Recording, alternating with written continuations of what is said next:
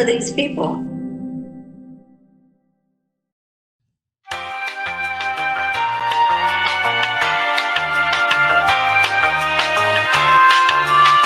Yeah.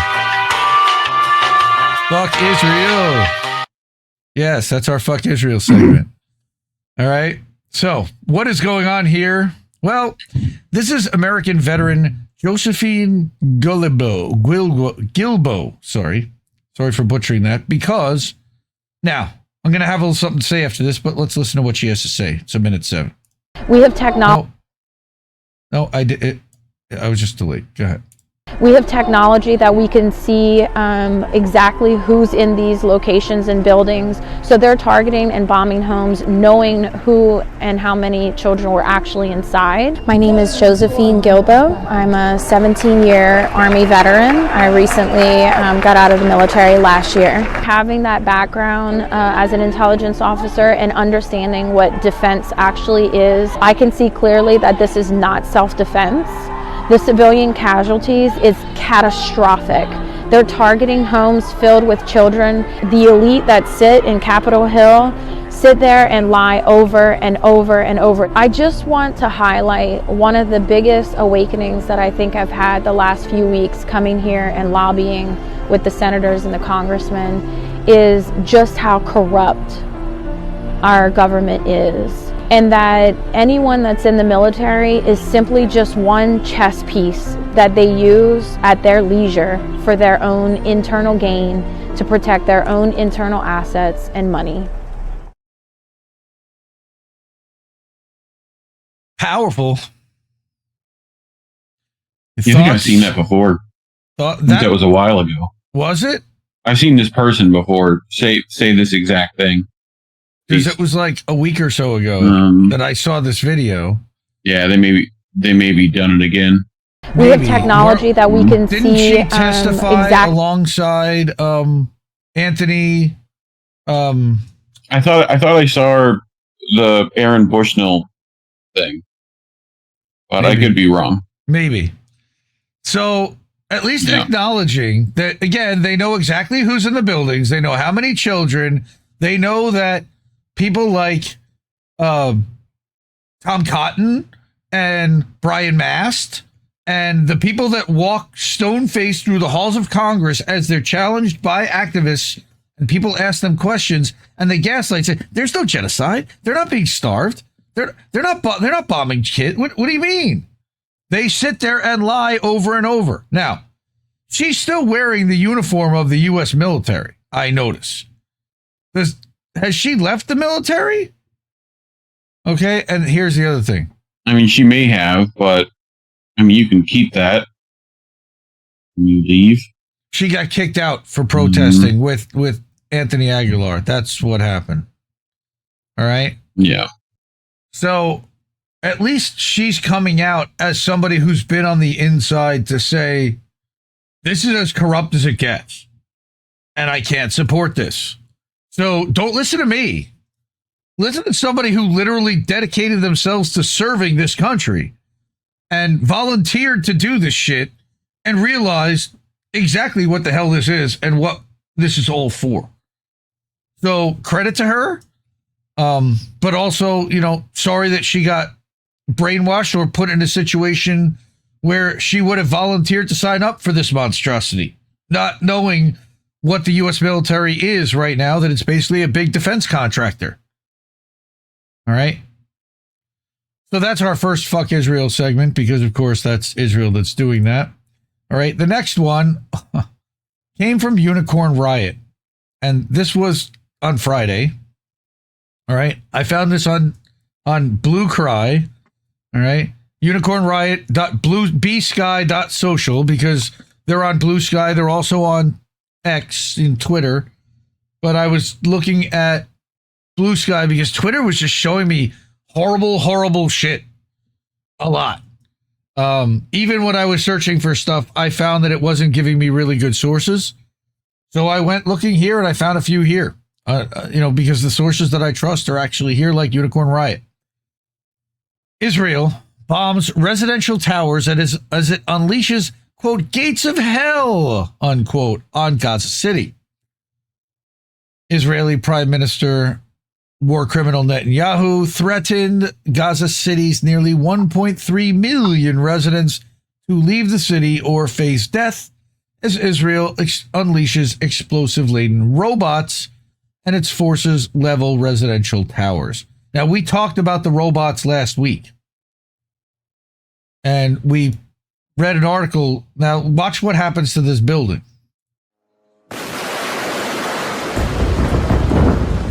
That's people walking down the street. All of a sudden, boom!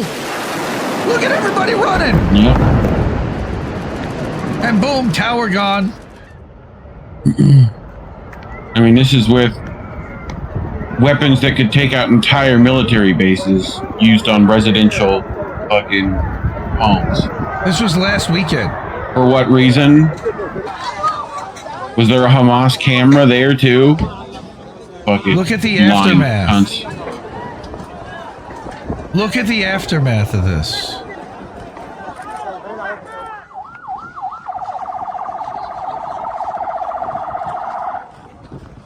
Because we're taking the land, we're gonna destroy everything there, and we're gonna rebuild exactly what we want to build, and there's nothing you can fucking do about it, is what they're saying. Fuck Israel. I know what your question is. What do you say when fuck Israel isn't enough? Because I don't know what you say to something like that, where they're just destroying the possibility for anything to exist and then pushing anyone that might be left out to the south, which we saw last week also. So, for a little bit of levity, I brought the Teutels. All right? You can't just bomb hospitals. Hospitals are Hamas. At least let food and medical supplies in. UNRWA is Hamas. The journalists are going to show this to the world. Journalists are Hamas. You can't call everything Hamas. You're Hamas. Mm-hmm. I remember watching that, dude. Oh, dude, that is the GIF. That is pretty the crazy That is the scene. meme that keeps on giving right there.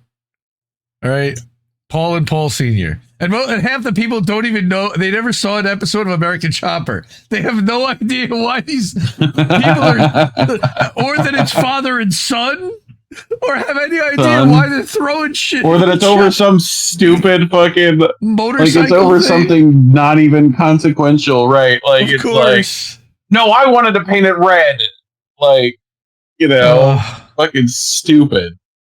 We are all Hamas, okay? So, Ugh. I don't even know if I should show this, but it's. Did you see that kid crying outside the hospital after they blew it up? Looking at his father's head blown open and his mother lying dead? That's a sentence that Israel caused people to write. Sorry, and the US and UK too. All right? You can look at wherever and get upset or whatever it is, but what I'm about to show is not because of Hamas. Because Hamas did not do this.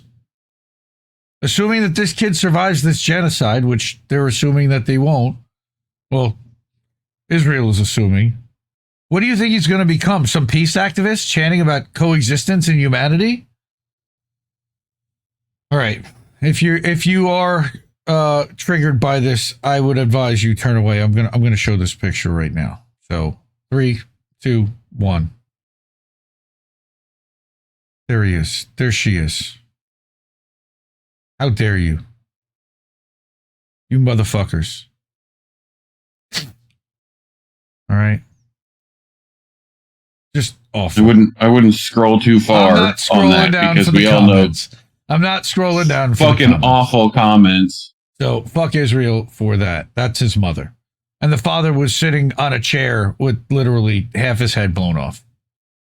I'm not showing that one. You can see it if you look for it. But awful. And fuck Israel for that. So, speaking of fuck Israel, all right, I decided that I've had enough. I've seen enough. I've talked about it. I've covered a lot of people's articles on this, but I haven't really written about this myself and given it and I've talked about it here. I talked about it during my origin story. I talk about it and I scream about it all day on Twitter, but I haven't really written an article about this. So it's kind of funny because it was on September 10th that I sat down at around noon and started writing this. And about 3/4 of the way through, I found out, just like everybody else did, that I saw the video on Twitter of a big right-wing influencer getting shot through the neck, maybe, allegedly, I don't know.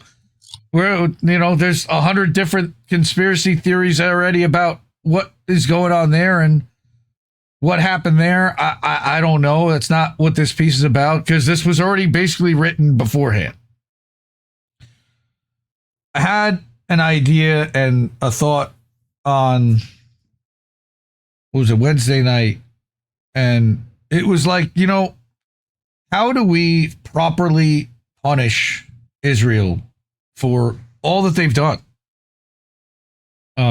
And the people of Israel as well, for standing by, and most of them at least, encouraging this and not fighting against it to as far as they could to their government.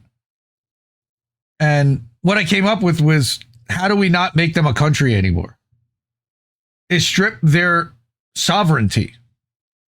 How do we, in the community of nations, no longer acknowledge or recognize that that place is an actual official country? And that was kind of, how do I back my way into that? Because we all say that Israel must no longer exist, but how? How do you make that happen? So I started writing this, and then it expanded and expanded a little bit more and expanded. I didn't want to make it too long because I want to be able to get through it. I want people to be able to get through it. And I plan on writing more articles that involve this stuff, but I'm going to do a read through here. I may stop a couple times. If you want to interrupt me, feel free, because I know you had quite a bit to say about this too. But my article is that the Greater Israel Project must never be permitted. All right. By eliminating Israel's right to exist as a sovereign country. And that Israel has a right to exist argument disappears. No, it absolutely doesn't. So now what do you got to say? Vote to strip Israel's sovereignty and no longer recognize it as a country in the United Nations, which is probably the worst way to do it, except that it was created by a UN vote. So how better to take it away than to have the body and entity that first created it remove it? Now, I don't even know if that's possible, and I know that the U.S. and Israel are members that would probably block it anyway, but it's a good thought. And then come the Nuremberg 2.0 trials. All right. So I start out by admitting, and not admitting, but letting everyone know right up front that I am Jewish and that I was raised in the U.S. as a conservative Jew to believe in Israel. Now, I will have to at some point go into the difference between Jewish sects from how at least I was raised to understand them. The Reformed Jews are Jewish like the rapscallion. Right. The Reformed Jews, they're like Jewish light in a way. They're a lot more accepting. They're mostly English in their ceremonies, and they don't do very much Hebrew. And a lot of American Jews are Reformed, but they're looked upon by all the other religious sects within Judaism as kind of Judaism light. Then you have conservative, which is about a mix of English and Hebrew.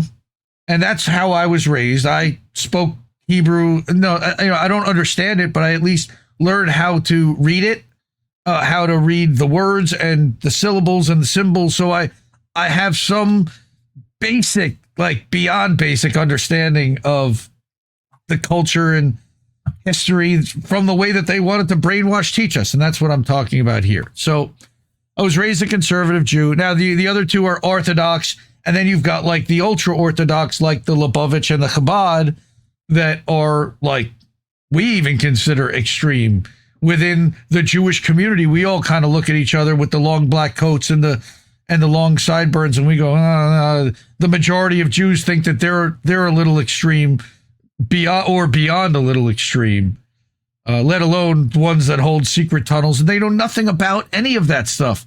They don't look into just how fucked up Chabad Lubavitch has ties to, and this human trafficking stuff that has been alleged, and the stuff with the bloody mattress in the tunnels, and they just explain it away, and they ignore and they whitewash that part because they get benefit from it. And I want to talk a little bit about that.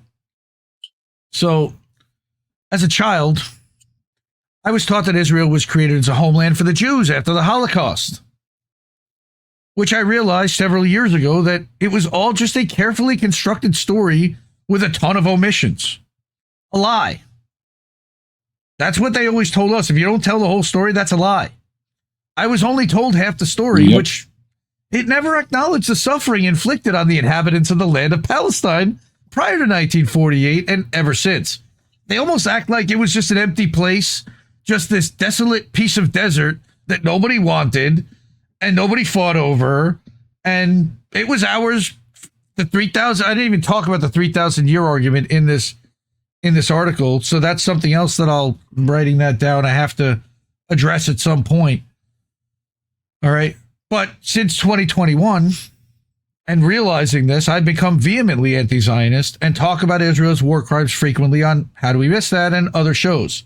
By the way, that's a link to a playlist for all the episodes and archives if you ever want to listen to any old ones. The last 2 years have revealed how a lot of what we see is orchestrated by and on behalf of the furtherment of Zionism, both Jewish and Christian. Again, refer back to INN News. I'm talking about the Christian Zionists. Zionists try to conflate Judaism with the state of Israel. But I will scream from the rooftops forever that Zionism is not Judaism. How there are more Christian Zionists in the U.S. than there are Jews worldwide. Most Jews I know have never really been shown the difference between what an anti-Zionist Jew is and what we believe. And they've always it's always been conflated also by the Jewish community, not just by the Christian community. Or they're in complete denial that there's a difference.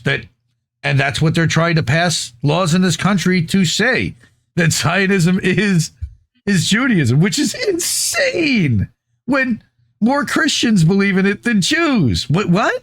Okay, anyway. Judaism existed for thousands of years before Zionism did. It did. That's fact. Straight up fact. Zionists were fighting for the reformation of Israel and Palestine for more than 50 years before it was recreated in 1948. Now, this is a headline from the New York Times from 1899, highlighting the Conference of Zionists electing delegates at their meeting in Baltimore, determining that they will colonize Palestine. Again, this is 1899. And it wasn't even the first one. That's the third annual conference. I'm not an anti-Semite. I'm not a self-hating Jew. I acknowledge history from a objective, logical standpoint. First, Palestinians are Semites too. So to call anyone an anti-Semite means that they're also against the Palestinian people, which when they're defending them, it's kind of silly to say that. Second, okay, I very much do not hate myself or my religion, but I am incensed at how it has been twisted and bastardized to justify countless atrocities and land theft. And I said exactly that on AM Wake Up recently, and there's a link to me saying that and to a short.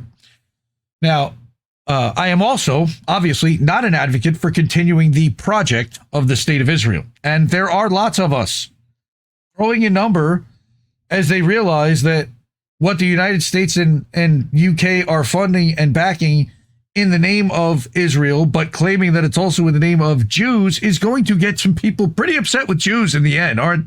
Don't you think? Maybe?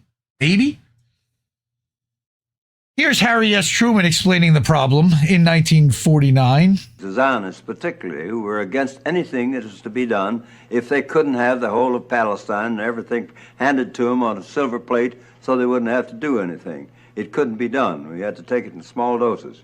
You can't move 5 or 6 million people out of a country and fill it up with 5 or 6 million more and expect both sets of them to be pleased. We had all sorts of objections to everything that was done. Something had to be done. We went ahead and done Why? it and had it done, and now it's working out. Eventually, I think we'll have them all satisfied. But it's going to take a great deal of time yet to get the job done. To recognize Israel was an easy one. I had to make a compromise with the Arabs and divide Palestine. The Jews wanted to chase all the Arabs into the Tigris and Euphrates River, and the Arabs wanted to chase all the Jews into the Red Sea. And what I was trying to do was to find a homeland for the Jews and still be just with the Arabs. But when you go into a thing of that kind, the people you help most are the ones that get most angry with you. Both of them were against me on the situation, but as President of the United States, I paid no attention to them, carried out what I thought was right, and I had the support of the Congress, and I could do it, which is unusual in these days. Could you tell us specifically that a lot of Jewish people were against you, too? Oh, well, there were a lot of Jewish people against me because they wanted the whole of Palestine. As I say, they wanted to drive all the Arabs into the Tigris and Euphrates rivers. Which is exactly what they're doing now. Yep. They just waited 75 years, and I think that Truman's words, he thought it was going to work out. Well, it worked out for the Zionists. It worked out for, it's funny, he also conflated Zionists with the Jews immediately. By the way, you notice that he said Zionists once or twice, and then he immediately flipped it to the Jews. Again, more Christian Zionists were behind this. The royal family, not Jewish Zionists, Christian Zionists. Zionism is a political ideology, not a religion. Now, of course, October 7th happened. Do you denounce Hamas? Do you denounce October 7th? October 7th is justification for war crimes. And actually, a friend of mine came at me a little bit, and he's like, I think to call it what you did was a little harsh. I said, sorry. After their unabashed collective punishment, which again is a war crime inflicted on millions in the aftermath of a prison break on October 7th, 2023, which saw 1,200 people killed, Israel should no longer be able to continue and exist as a sovereign country. This didn't start October 7th, but the disproportionate response to it is so far beyond disgraceful. I can't even think of the proper word to describe it. It's not disgraceful. It's not awful. It's not the worst thing that you could possibly imagine, to exterminate an entire population systematically by destroying its healthcare system, by starving them, by not allowing aid to come in, by bombing people that are trying to deliver aid to them, by intimidating people through a mass media campaign, etc., all of these things. So, again, let's talk about that prison break. And I will, because we call Gaza an open-air prison for years beforehand, because it was. They couldn't go in or out without Israel's say-so. That makes it a prison. You could say so or not that they had a life in a city inside of it, but it was still within walls. They weren't allowed to fish or they'd get bombed. They weren't allowed to leave or they'd be murdered, or they weren't allowed to come back.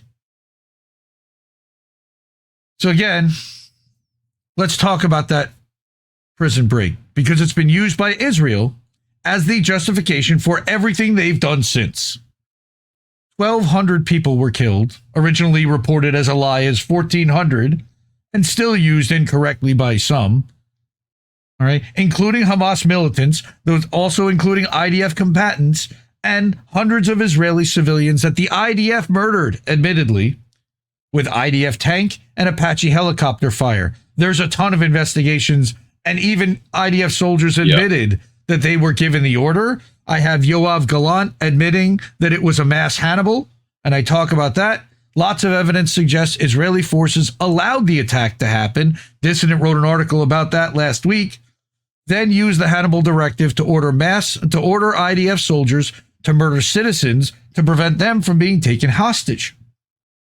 A mass Hannibal, as described by one IDF soldier, where literally they said that if somebody that was a Hamas fighter went into a house full of a family, they blew up the house with the family in it. By the way, as a reminder, None of this started October 7th. That was all a response to 75 years of oppression and being treated like second-class citizens and being treated like prisoners. And oh yeah, by the way, the most watched and monitored wall in the history of mankind was just happened to not be watched for a 4-hour block that morning when they just happened to be doing this. Okay. There's a ton more to say, but reviewing October 7th wasn't the point of this piece. The multitude of war crimes committed by Israel as a result, and what to do about them, is the point here. That the Zionist version of the Greater Israel Project must never be permitted. They must never be rewarded for the behavior that they've committed here. Countries that commit genocide can't continue to exist. How do we do this? We eliminate Israel's right to exist as a sovereign country for actively destroying Gaza and the West Bank and their multiple acts of war committed on Syria and Lebanon and Iran and Yemen and now Qatar and Tunisia this week. Remember that they dropped a bomb in Qatar to try to murder Hamas delegates that were trying to negotiate a settlement. That in Tunisia, they dropped incendiaries on top of the flotilla that is apparently still going toward Israel. Haven't heard very much about it since they were attacked. All right? Yeah, I think they just left. Like they hung out in Tunisia for a week. They were waiting for more people and fix up the boats and fuel up and I guess and load up the boats. All right. But remember that their intent is land theft of other sovereign nations. In addition to Syria and Lebanon, you've got parts of Egypt, Jordan, parts of Iraq, and even parts of Saudi Arabia are part of the Greater Israel Project in the future. All right. All in pursuit of this goal. They will continue to murder people anywhere because they've gotten away with it. This red area. I don't even think they're going to stop there. This is what they claim they're going to stop. Like, everyone talks about, how Putin's going to, he's not going to stop there. But no one wants to think Israel has world domination fantasy. They totally do. So, well, the problem is you create a border like that. That's a lot of border to protect against all these countries that aren't too happy that you took land from them. So land from them. I don't know. But don't worry, we'll give them all the ammunition to be able to fucking hold out, and then we'll probably have to boots on the ground ourselves at some point, just to help them out. Oh, there's no doubt. This is a U.S., UK, Australia. This is a Five Eyes project right here, for sure. And then they'll get German troops and French troops and everybody involved. Ukrainian troops. They'll all give them a little piece of the Greater Israel Project. Yeah. A country that treats the people they occupy, imprisoning them, starving them, and never allowing them to return if they leave, the way that Israel has for 75 plus years, should not exist, let alone be permitted by the international community to expand by murdering more people and stealing more land? How do you think they're going to treat the Syrians and the Lebanese people who refuse to leave the land that they're stealing right now? They're going to turn them into Palestinians and then keep squeezing them into smaller and smaller patches of land, gaslighting everyone into saying, well, they're the problem. They're the criminals because they're fighting the people that stole their land. Why would you fight us? Just lay down. Just let us take it. We're taking it. Right. They've committed so many war crimes, it's not even possible to list them all, but there actually is a list somewhere, and this is a website out of Common Dreams. All right. This is the litany of Israel war crimes that is being documented by the Palestine Red Crescent Society. Okay. And others. So, what steps do we take to accomplish this? We vote to strip Israel's sovereignty at the United Nations and no longer recognize it as a country. And maybe they do it at the BRICS conference because they know that the U.S. will block anything here. But the U.S. doesn't have a vote at BRICS. Well, China does, and we'll talk about that in a second. But That further, Yeah. by removing their sovereignty, though, that would further make them rogue criminals, which they already are. It'll send a message to every other country who even thinks about it. But they don't want to do that, I guess. When Israel refuses and acts defiant, UN peacekeeping staff should arrest the cabinet heads, the entire Knesset.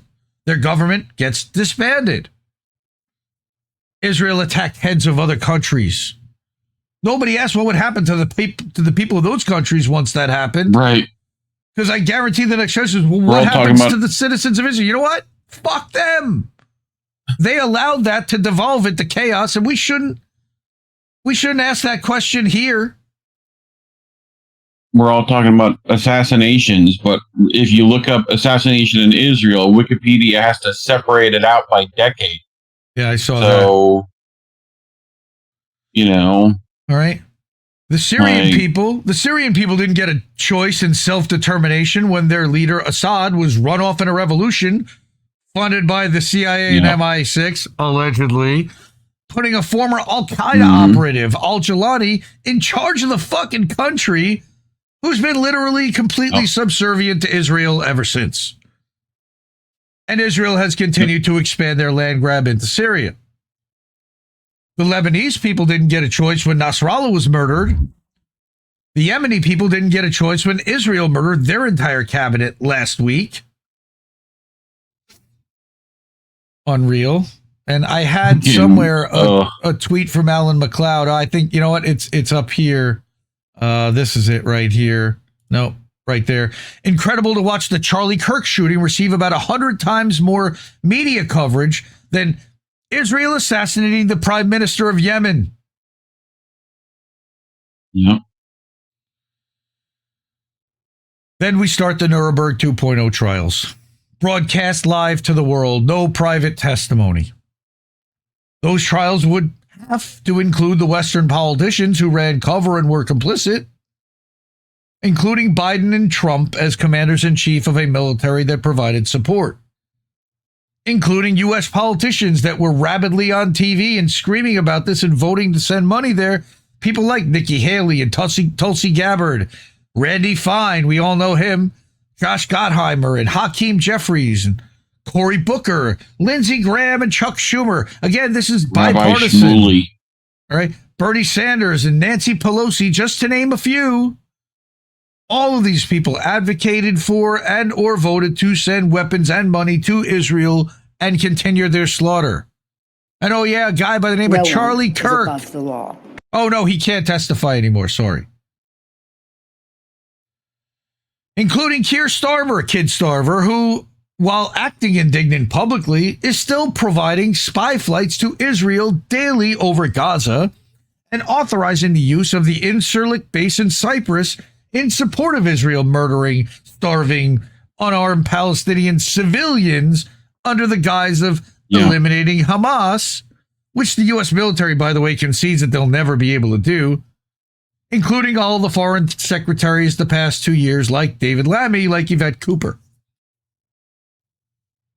Here's a tweet that our friend Gordon Dimmack reposted from Keir Starmer, who condemned Israel's strikes on Doha. Like I said, they attacked the Hamas negotiators in Qatar.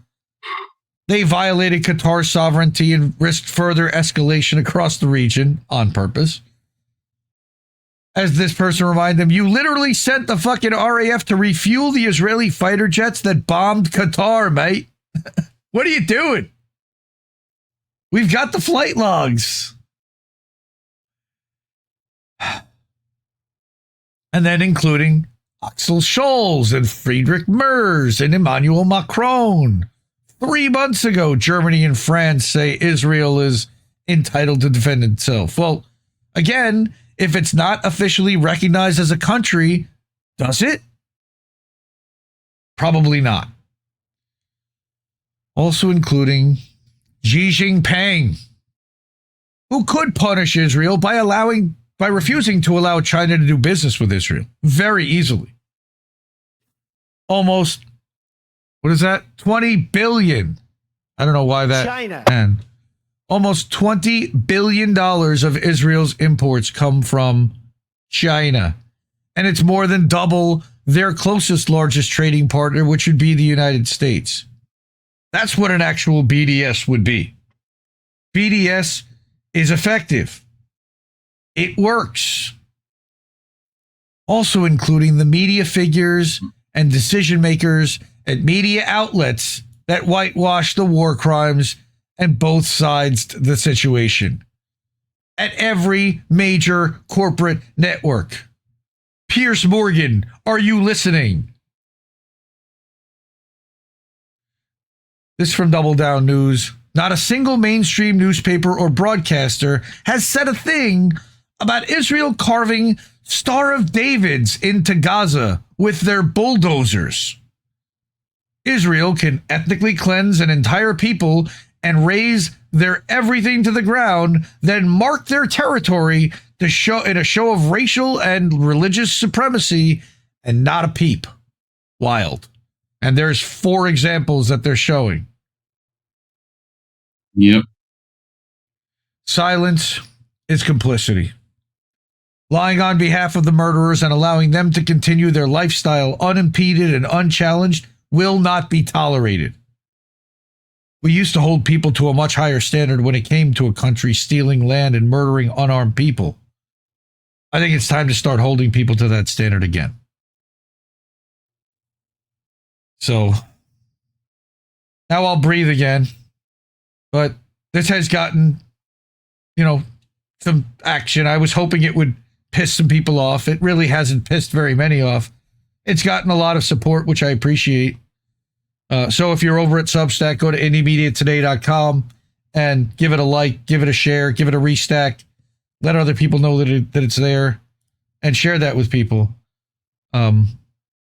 Hopefully there are more anti-Zionist Jews like me that speak out, that write about this. And I think there have been some. I think Alon Mizrahi has been writing about it, and there have been, again, Aaron Mate and Max Blumenthal, and they break stories, but they don't really talk about it from their perspective, and as somebody still having Israel use their own religion to claim the justification for murder on a daily basis. Murdering 100 people a day because of this religious nonsense. And you could outlaw religion and most of these sex crimes would disappear in a couple of generations. But we don't have time for rational solutions. Thank you, St. George. Mm-hmm. All right. I'm guessing that Israel-friendly YouTube. They're using my religion. I'll get rid of it. Fuck that. I don't need that shit. Right. You know? Well, concludes this week's Fuck Israel segment. YouTube doesn't like it when we talk about this, and they don't want to turn monetization back on. So there are other ways to support INN and support the show. The ways to do that are using Cash App. That's a mobile app. $, Indie News Network is how you find us. Co-fee.com is a website you go to, and you can put in a credit card and give us $5 or $10 or however many coffees you want to buy for the network. Then you got PayPal.com, and you go to PayPal.me, /Indie News Network. And then we've got IndieNewsNow.com. We've got a whole news website that aggregates over 100 sources on a 24/7, 365 basis, and go check that out. And then at Substack, I do publish. That article was just at IndieMediaToday.com, so you can see it there. We're also live there now. And then INNNewsletter.com, we're going to be live in about an hour for boats smashing into other boats. So I hope everybody appreciates the article. I appreciate all the feedback, man. Again, it took a lot to pour into. It might cost me some friendships and relationships once that starts to circulate around. But some of this stuff, again, I can't stay. Silence is complicity. If you're staying silent right now, what are you doing? Aaron Bushnell. I think back to Aaron Bushnell's words about what would you be doing if you ever wondered what you'd be like? No longer be complicit. Or that if you ever wondered what you'd be doing during a genocide, you're doing it right now. Yeah. So that's what I'm doing. And slowly working to bring along the people that are close to me that still believe in all this nonsense, because sadly there are too many of them. And maybe stuff like that will help to wake them up. I don't know.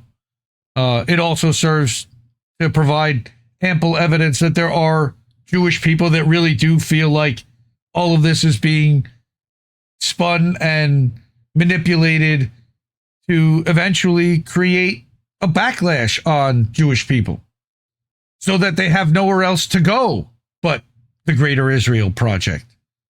You know, that's been a historical thing for generations, that they did it prior to 1948, that they were getting Israelis kicked out of all the Arab nations because there were Jewish terrorist groups that were trying to terrorize other Jews to leave and to go to set up in Palestine. That's documented fact. That's, again, I'll get into some of that stuff in a future article. Yeah, I mean, carbon filters are over $1,000 right now in Gaza, Sean. It's unbelievable. You know, again, anything that is of value there right now, and I don't know how they're transacting. That's a whole other question, because internet power is cut off and they're getting solar stuff. How do they, eSIM cards, I guess. It's so challenging. And then you've got Israel tracking signals. Go ahead. We've covered how, the physical money there is just literally deteriorating and being blown up.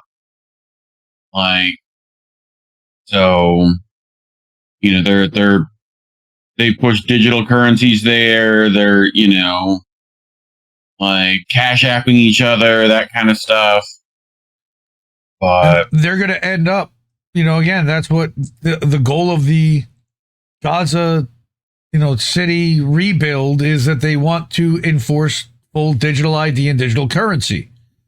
So there won't be, it'll be a cashless city, a cashless society, whatever you want to, that is where they're going to try to institute their utopia, which is gross. I love you all. Support independent media, because we need it more than ever. And we will see you real soon. Take care, everyone. See you in a bit, fam. Hasta la vista. Hasta la vista, baby. No! We just fucking lost the stream! Can't keep giving us nothing and think we're bluffing about coming for your heads. Why play civil if you won't listen? 50,000 died, and now we know our mission. We form a militia, make Congress a prison.